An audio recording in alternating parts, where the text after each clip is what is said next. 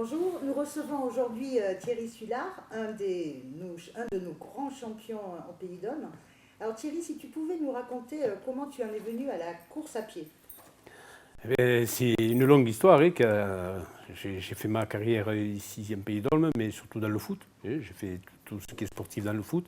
Et puis est arrivé l'heure de prendre la retraite au foot, après beaucoup d'investissements. Et passionné de sport, je n'ai pas pu rester sans rien faire. Donc je me suis mis à courir. C'était au début 20 minutes qui était pour moi déjà un autre sport. Et puis c'est passé à 40 minutes, 50 minutes. Puis ça en est arrivé aux premières courses en 2003, mon premier 10 km. Et la petite, mangeant comme on dit, il a fallu que je fasse plus grand. Et mon but après, l'année d'après, c'était de faire le marathon de Paris. Voilà. J'ai fait le marathon de Paris en 2006-2007. Et puis, bon, l'appel de la montagne m'a résonné dans les oreilles et je me suis diversifié. Je suis parti carrément faire ce qui s'appelle les trails, en montagne, et puis des ultra-trails, avec toujours des objectifs. Faire ce qui se fait de plus grand, voilà, et l'UTMB, l'Ultra-Trail du Mont Blanc, qui est assez réputé, très beau trail. J'ai pu le faire grâce aussi au soutien de pas mal de collectivités et d'administration aussi. Et puis j'ai voulu toucher ce qui se fait de plus grand dans la montagne, c'est-à-dire le Népal, avec l'Himalaya, l'Everest. Et on a vécu une fabuleuse aventure, un ultra-trail, certes difficile au côté sportif, mais riche côté événements, culture, ce qu'on a ressenti, c'est vraiment énorme. Quoi, le partage avec les Tibétains. Voilà, le partage. On a eu la chance de boire le thé avec des Tibétains, etc., avec les moines bouddhistes, et puis voir devant nous, on a prêché un col à 5600 mètres, très difficile, mais face à nous, l'Everest, ce qu'on voulait voir, qu'on a vu de nos propres yeux, c'est de toute beauté. Je suppose qu'il doit y avoir de la souffrance physique, non, quand on se retrouve à 5000 et quelques mètres. Oui, bien sûr, on ne va pas se cacher. Et on est suivi quand même par des médecins, avec les questions de décompression au cas où. C'est très surveillé parce que le mal des montagnes peut arriver très vite et après ça peut dégénérer. Et j'ai eu la chance de passer sans encombre tous ces cols à plus de 4000 mètres.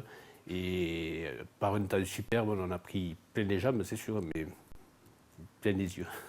Après, en France, en Pays d'Olme, je me souviens que tu as été un président du Spiridon Club et tu avais lancé avec ton association le Tour du lac de Montbel. Voilà, entre autres, oui, j'ai été président du Spiridon pendant 5 ans, où on a, bien sûr, avec tous ces bénévoles, le bureau, on s'est beaucoup investi. Ce que je retiendrai, c'est la création de Montbel. Mais ce qui a été pour moi le plus intéressant, ce qu'on a réussi à monter au sein du club, c'est l'intervention dans les écoles. Voilà. Après plusieurs interventions dans les écoles, on a fait découvrir le sport, le trail, et à quoi servait tout l'équipement qu'on avait. Et on a pu le mettre en pratique lors d'une sortie qu'on avait fait en partant de Montségur et une arrivée à la maison de retraite avec récompense pour tous les gamins. Et je pense que là, c'était vraiment une très belle chose faite par le Spiridon. Ouais.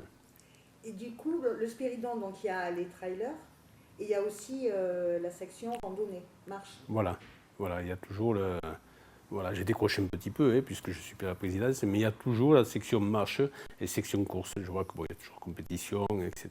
Voilà. D'accord. Et toi, tes futurs objectifs pour 2017, qu'est-ce que tu as l'intention de faire? Alors pour 2017, toujours des objectifs et des défis, puisque physiquement tout va bien, si on peut dire. Bon, là j'arrive, mais on va essayer de surpasser. Pour 2017, un objectif qui me plaît aussi, dans une région que je ne connais pas, mais apparemment très agréable à découvrir, c'est la Corse. Voilà. D'accord, donc tu vas faire... C'est l'ultra-trail, c'est la Restonica, un ultra-trail de 110 km et 7500 mètres de dénivelé, avec un suivant le célèbre mythique GR20. Voilà. Est-ce que tu as compté combien de kilomètres tu as parcouru en courant toutes ces dernières années? Voilà, 12 ans que tu cours. C'est ça. Voilà. Alors, dès ma première course, je me suis tout noté. Tous les chiffres que je vais vous donner, c'est des chiffres en compétition. C'est-à-dire qu'il y en a autant en préparation.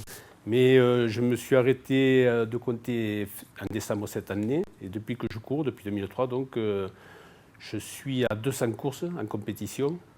C'est énorme. Je suis à 35 000 km de trail, de course. 228 mm de dénivelé.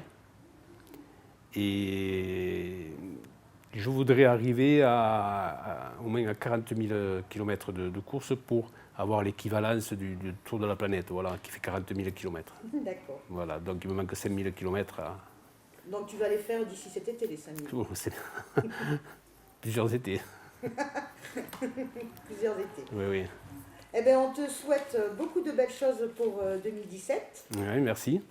Et si j'ai réussi, je voulais glisser, si je voulais réussir tous ces défis que j'ai pu faire au Maroc, au Népal, en Suisse, en Italie, partout où je suis allé, je le dois aussi à une grande partie à tous ceux qui m'ont soutenu. Hein.